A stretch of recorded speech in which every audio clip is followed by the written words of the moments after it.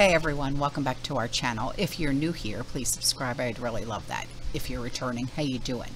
What we're going to talk about today is what people are seeing and experiencing in everyday life when it comes to being of the prepared mind. And I get sent pictures and videos and emails.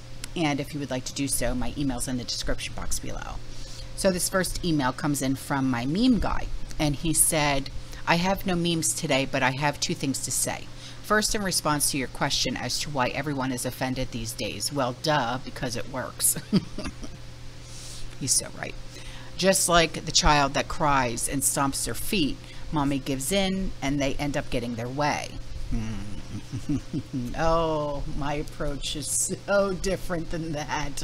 I never gave in to temper tantrums. Never. I walked away. I did. I walked away. When any of the kids threw a temper tantrum, I walked away. And when they realized they weren't getting the attention, they stopped. And they came up to me. Yeah, they stopped. Because obviously they're not going to get their way. Yeah. So, he goes on to say, and second, I was just adjusting my tinfoil hat. Oh, you too, huh? Okay. When this thought came to me, what if China and Taiwan are working together? What? It may sound a little far-fetched, but we know that China is a master at playing the long game. Okay, I'm listening. Here is the scenario. Taiwan pretends to be our ally. We arm them with some of our best weapons. Next, China stages a mock attack on Taiwan, forcing the U.S. to intervene. This attack on China by America would give them the justification to engage in an all-out war with the U.S., a war that many military strategists doubt that we would win. We simply cannot match the manufacturing capability and manpower of China. Couple this with the $33.1 trillion national debt, actually over $200 trillion, including unfunded liabilities. Our drained strategic oil reserve, our depleted weapons stockpile that were sent to Ukraine, millions of undocumented people here that have no allegiance to this country, of many of which are undoubtedly agents for countries that hate us. If we fall into this trap that is being set for us and attach China, I believe that we will soon see Chinese Russian troops patrolling the streets of America after we are defeated. Game over, winner China.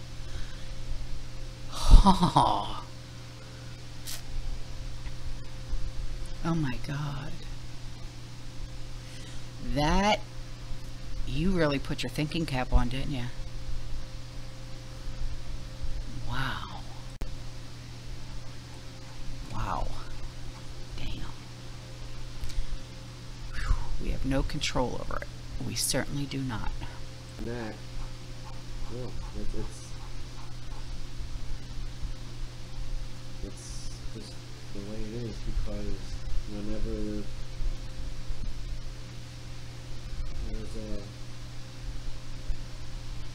what's going on now, we can't stop them from sending all that money to Ukraine. We have no control over that. I know.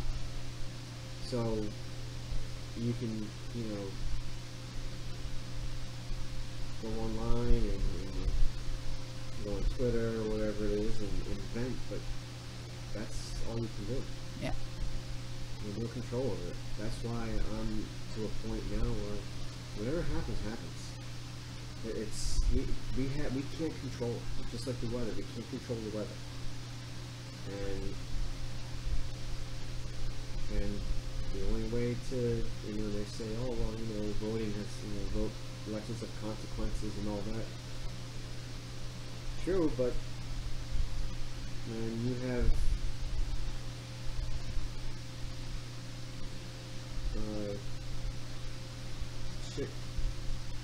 people in, they're claiming like Italy and these other countries were monitoring what was going on here with the election machines and all that, and we can't control that. We have no control over what they do. I know. None. So, and it sucks because you don't want to live like this, but Unfortunately, we don't have a choice. No, we don't have a choice, and that's what stinks. We do not have a choice. Your channel and and everything you talk about, you have people send you things. That's all you can do. There's just absolutely nothing that you, me, or anybody for that matter can change. And that's a really bad feeling to have. It is a really bad feeling to have. You're right. People say, oh, well, we do this. And it doesn't matter. It does not matter. They became a sanctuary city. Guess what? As soon as they start getting migrants, whoa, wait a minute, that's not what we meant. Bullshit. Rockland County, upstate New York. They were all for the sanctuary thing. And guess what happened? As soon as Adams started sending migrants up there, oh, they don't want that. But yet, you back them on it. Why isn't it good? Because they don't want it in their backyard. Yeah. We can't control it, just like the border's wide open. We can't do anything about it. We can't go down there and we can't pick them off or anything like that. And it sucks. There's not a damn thing we can do about it. All right. Here's an email from a community member, and she said, I recently heard about a story that I thought you might be interested in. I hope I'm saying this correctly, Romeike family, Romeike family, sought asylum from Germany over 10 years ago in order to have the freedom to homeschool their children with their conservative values. They were finally allowed to stay where they have now had 2 more children. One of their daughters has married an American citizen. They have a baby. Now the U.S. has informed them that they are being deported. And they have a month to get their passports and return to Germany. The children born in the U.S. would be the only ones allowed to remain. This is insane. Millions flooding our borders, here we go. Yet they are all of a sudden, they're going back to their original decision to allow this family to remain in the U.S. Have a blessed day. Millions flooding over our borders.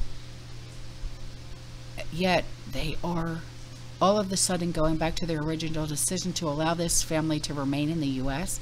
So they're telling them, no, you have to go, now you can stay. No, you have to go, now you can stay. So here is a picture that was sent in by a community member. And it's all about who gets paid by who. Okay?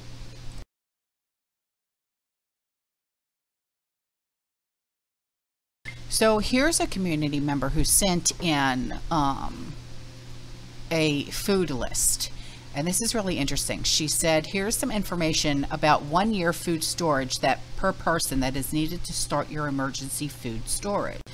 And it says, getting started on your food storage. It is best to start your food storage with what you're already eating. Expand your food storage beyond food staples by purchasing 2 extra cans of food you regularly eat and replenishing each can as you use it. Start your long-term food storage by gradually building a store of staple food items like flour, rice, oats, pasta, beans, sugar, powdered milk. Rotate your food storage according to expiration dates and use the products in everyday cooking. Nutritionists recommend storing food that provides 200 to 2,400 calories per day and adequate protein. Adjust your food storage based on your taste, preferences, and dietary needs. Food storage. Store your food in a dark and moderately cool place with temperature between 50 to 70 degrees Fahrenheit, 10 to 21 degrees Celsius. Avoid putting in your attic or garage because varying temperatures shorten the shelf life of your food. Storing water is essential. Be sure to store water and rotate it frequently. If you buy prepackaged water bottles, rotate them every year and don't store them in directly on cement floors. If you store tap water, keep it In PET, labeled plastic bottles, 2-liter plastic soda bottles work fine. Rotate the water every 6 months. It's also important to have a way to filter water, like a handheld pump or water purification tablets. To help make your food storage more accessible and usable, include a can opener, measuring cups, and a grain grinder with your food storage. Consider keeping recipes on hand that use your food storage items. Dried apple slices can be reconstituted with water and eaten dry as a snack. To speed up soaking time for dried beans, cover them with water, bring to a boil, then remove the beans from the heat and soak them for 1 hour. Various items on sale each month at home storage centers. For a location near you, visit foodstorage.churchofjesuschrist.org. Check your local home storage center for other available food items. Now what I'm going to do is I'm going to put up the list of the basic food storage items that would be good to start your food pantries with, okay? And please just pause the video and write everything down, okay? Here you go.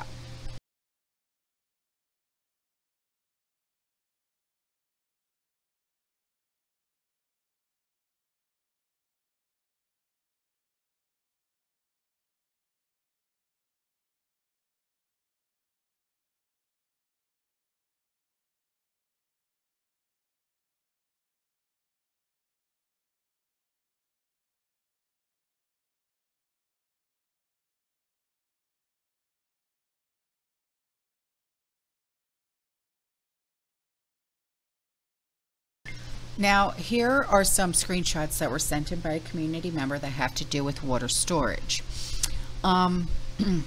Commercial bottled water in PET or PET plastic containers may be purchased. Follow the container's best by dates as a rotation guideline. Avoid plastic containers that are not PET plastic.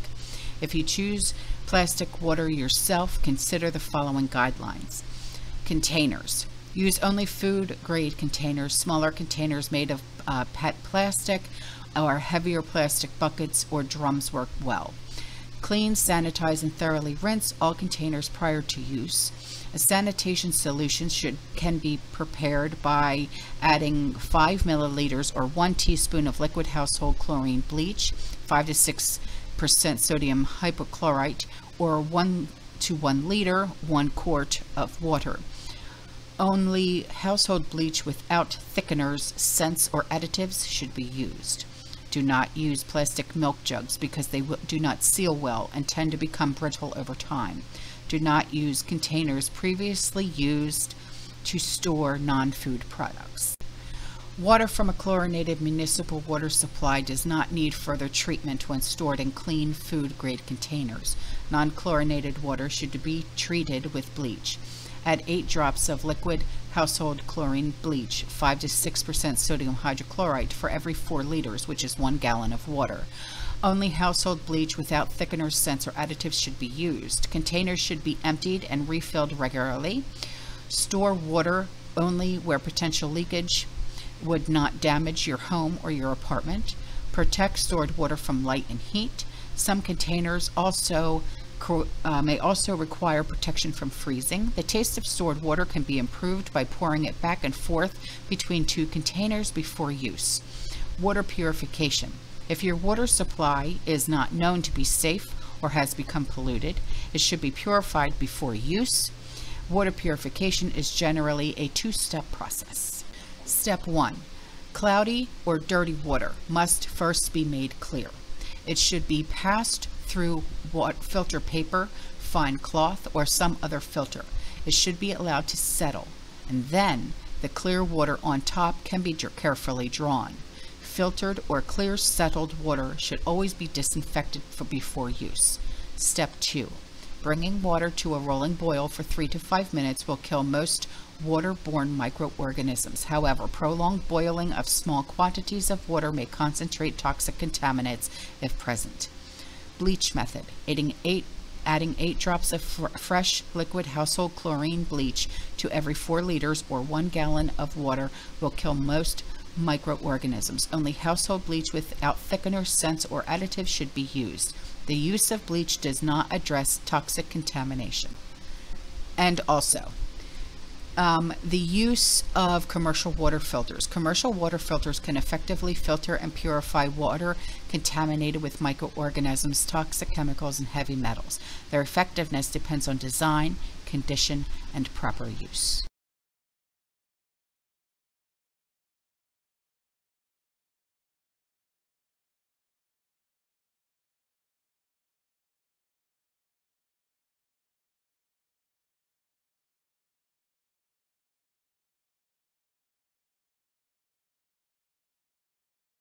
So here's an email from a community member that she's also sent in some pictures. She said your video today was really eloquent and your message was important. Well, thank you very, very much.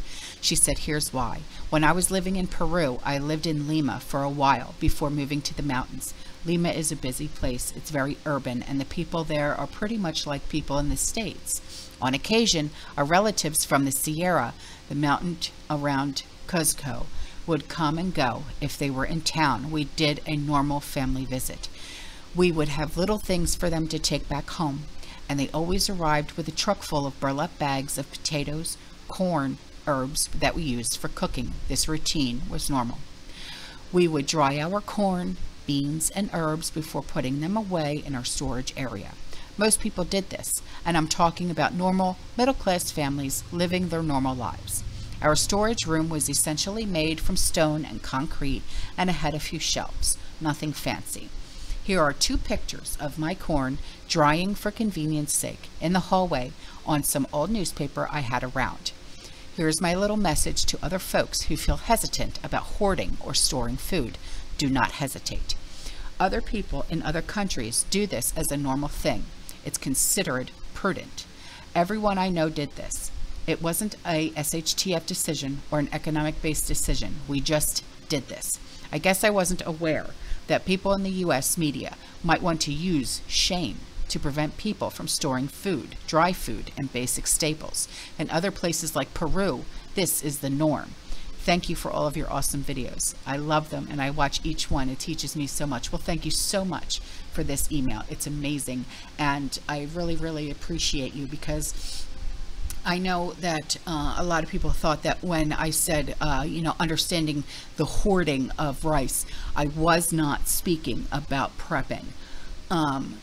When I was talking about understanding the hoarding of rice, when the people, like especially of Asian descent, when they were essentially hoarding the rice, they did it for comfort reasons or because they were scared, because so many, they were being fear-mongered into wanting to hoard that rice, and because they felt like they were living back like that one woman in North Korea when she escaped and she went to China and she was given a bowl of white rice and she said, oh my God, she said, I felt like I was living like a royal, all because she was given a bowl of white rice.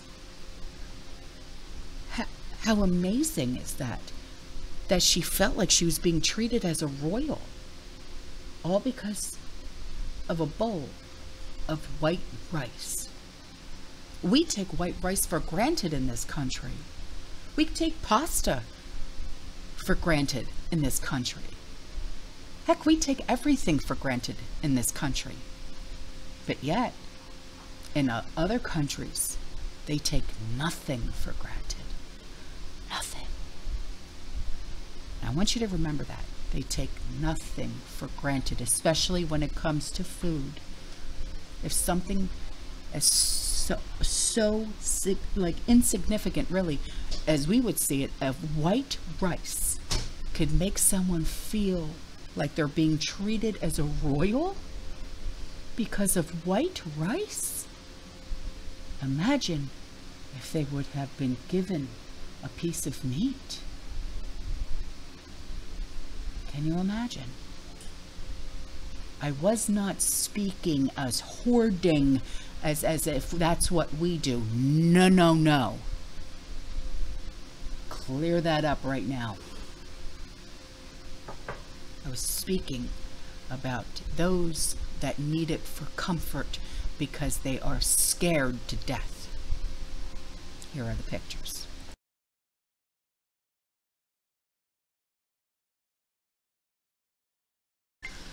And now for a commercial break. So here is a picture that was sent in by a community member, and it says the Universal Declaration on Bioethics and Human Rights. Article 5 and 6 are interconnected in the sense that autonomy and responsibility are the basis of informed decisions in the field of bioethics.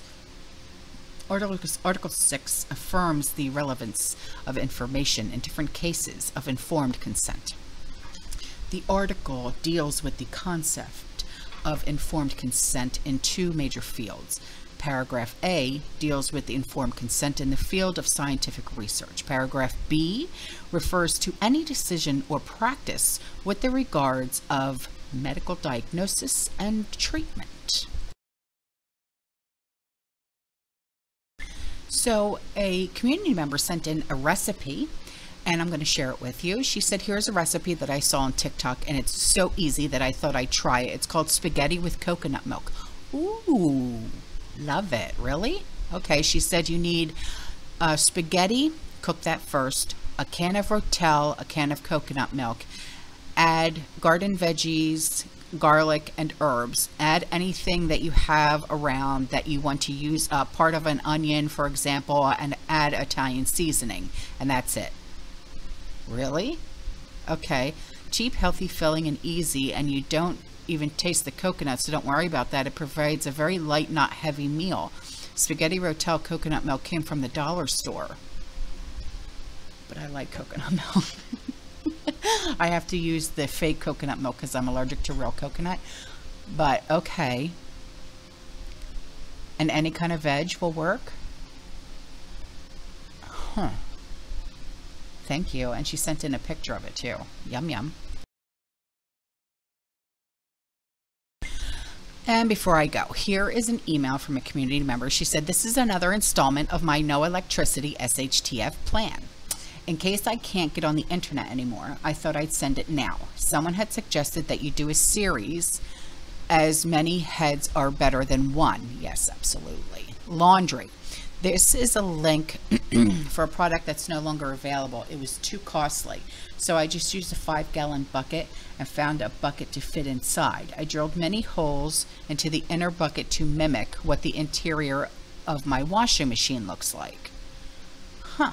And I just went on the website and it says, due to circumstances beyond our control, we will not be able to produce the Lavario for several months. We hope to begin production again mid-2024.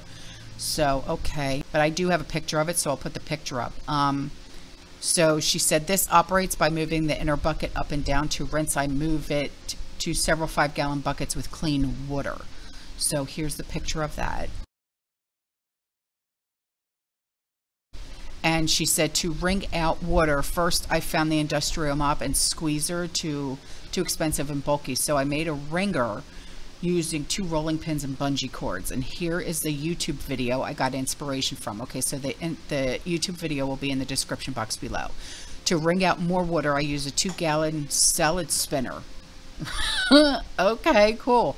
From Lehman's Amish Store Supply. It's a little on the expensive side, girlfriend. $195. Yeah. But maybe you guys can find something that's a little on the cheaper side. But she said for now it's line dry in the shower. Haven't invented a dryer yet. Oh, come on. Where's your sense of adventure? So then she said showering.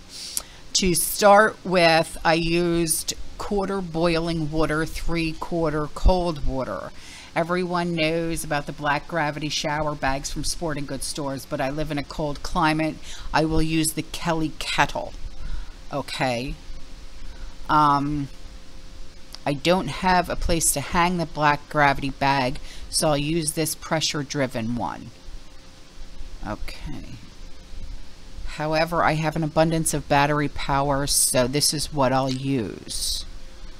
Okay, hang on, let me get pictures of those.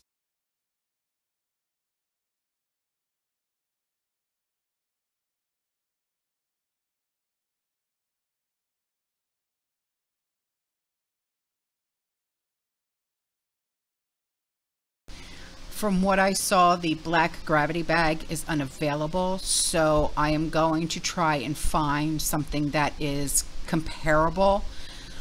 And let me see if I can find anything. Hang on. Okay, so this is the one that I found that's comparable. It's still by the same company. It's only a 4-gallon. But hey, listen, shower's a shower, you know what I mean? Even if it's just to rinse off and you can't wash your hair, you know what I'm saying? Here.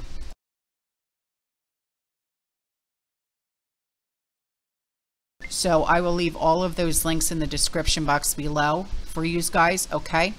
All right, I am out of here. I will see you guys in the next one. You stay safe, you stay positive, you keep prepping, and as always, fearless.